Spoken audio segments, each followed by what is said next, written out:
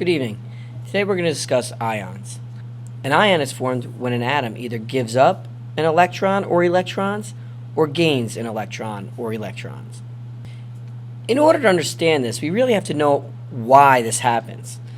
Well, first thing we have to look at is the structure of the atoms. Atoms like to fill their outermost shell, which we also call the valence shell, with electrons. You're going to need to remember the term valence shell and valence electrons, which simply mean the outermost shell and the electrons in the outermost shell. So if someone refers to valence electrons, they're only talking about the electrons in the outermost shell of an atom. Now, one way that atoms fill their outermost shell, or valence shell, is to take an electron or two from another atom, or give up an electron or two to another atom. When an atom gives or takes an electron from another atom, it creates an electrical imbalance in the atom itself. If an atom gives up an electron, meaning it loses a negative charge, the atom develops a positive net charge because it has more protons than electrons. If the atom gains or takes an electron from another atom, it develops a negative net charge, meaning an overall negative charge because it now has more electrons, which are negative, than it does positive protons. We call atoms that lose or gain electrons ions. Let's look at the two different types of ions.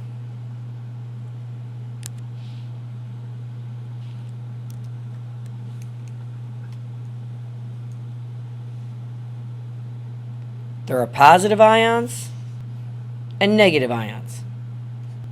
Let's first look at the characteristics of a positive ion. Positive ions are going to be metals because their atomic structure is such that it likes to give up the electrons in its outermost shell. In giving up the negative electrons, they become more positive. If an atom gives up one electron, it has a net charge of +1. If it gives up 2 electrons, it has a net charge of +2. If it gave up 3 electrons, it would have a net charge of +3, and so on and so forth. Because by giving up an electron, it creates an imbalance in the number of protons versus the number of electrons in an atom.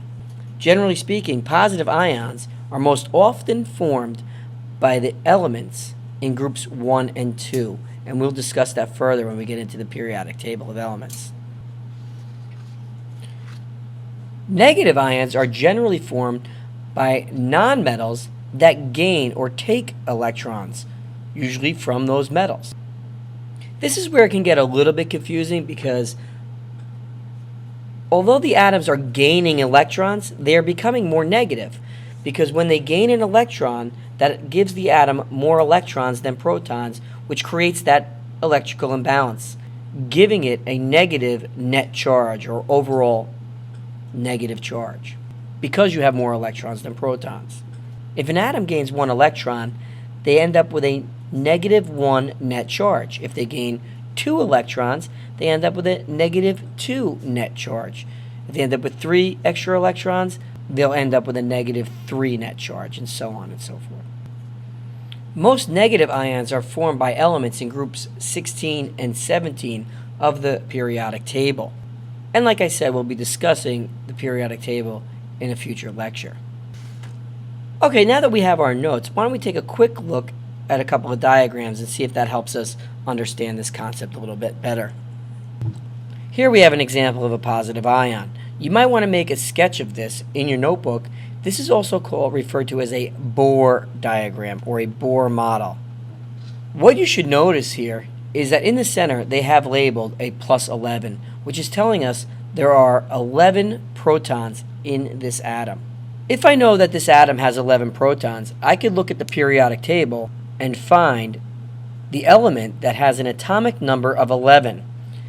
Once I found that, I would know that the element with the atomic number 11 is symbolized by the 2 letters Na, which is actually called sodium. So if I look at this atom on the periodic table, I see that it has 11 protons, and because it's on the periodic table, I know that it's in its neutral state, so it should have 11 electrons. So it should have 1, 2 on the K shell, 8 on the L shell, 1, 2, 3, 4, 5, 6, 7, 8, which is a total of 10 so far.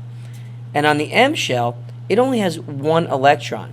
One way this atom can end up with a full valence shell, or outer shell, is to get rid of that 1 electron in the outermost shell.